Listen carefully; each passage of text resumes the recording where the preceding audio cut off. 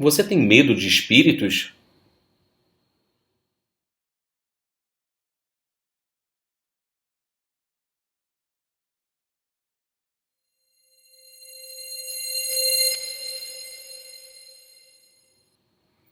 Olá pessoal, meu nome é Felipe Brasil, sou dirigente do Templo Espiritualista Ruanda, casa de Umbanda localizada em Maricá, no Rio de Janeiro.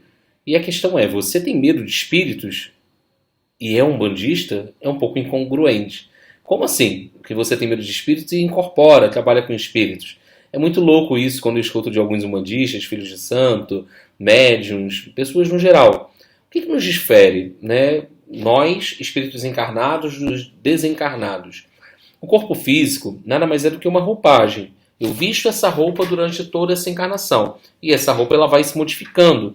Né? Quando a gente reencarna, ela está novinha, pele cheia de viço, né? Lisinha. E à medida que a gente vai envelhecendo, que isso aponta que estamos vivos, a pele vai desgastando, o corpo vai desgastando até que o corpo volta para a terra e o espírito se liberta do invólucro carnal.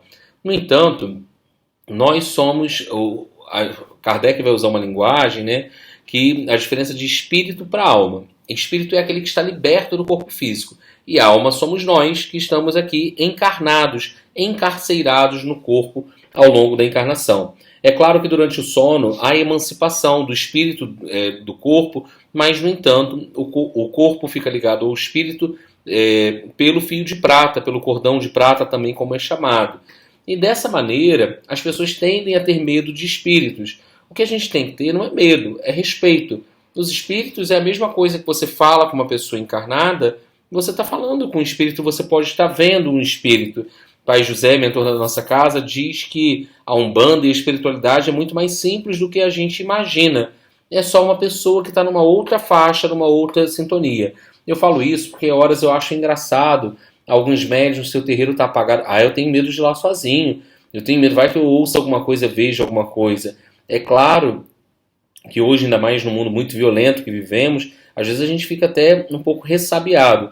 Eu lembro de uma situação que eu passei numa live que eu gravei numa ocasião, e eu estava sozinho no terreiro, em todo o salão eu sentado, e daqui a pouco eu vi um espírito passando ao lado. Eu chego a olhar assim de banda durante a live, porque eu vi ele passar e voltar de dentro do terreiro. Eu sabia que eu estava sozinho.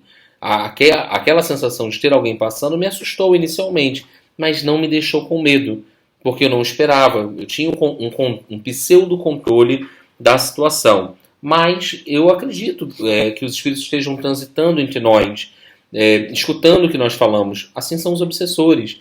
Né? A espiritualidade diz que para a população terrena existe 3, 4, X vezes mais de espíritos no planeta, sem o uso do corpo físico. Então não tenha medo, tenha respeito, procure entender. A vida continua.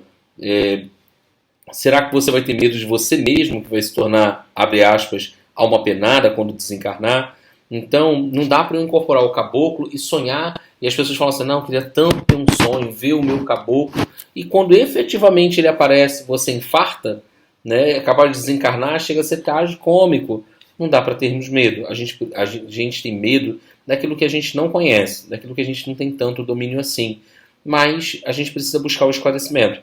Talvez ler sobre o processo de reencarnação, sobre a continuidade da vida pós-matéria, seja essencialmente importante para você conhecer um pouco mais, talvez não ter tanto medo da morte, que é um outro fator que assombra muitas pessoas, o medo de morrer, né? E às vezes também, isso aqui me fez lembrar que a literatura, principalmente no início, quando eu comecei na Umbanda, você quase não tinha livros umbandistas, romances umbandistas, livros no geral. Eu bebi muito da fonte do Espiritismo.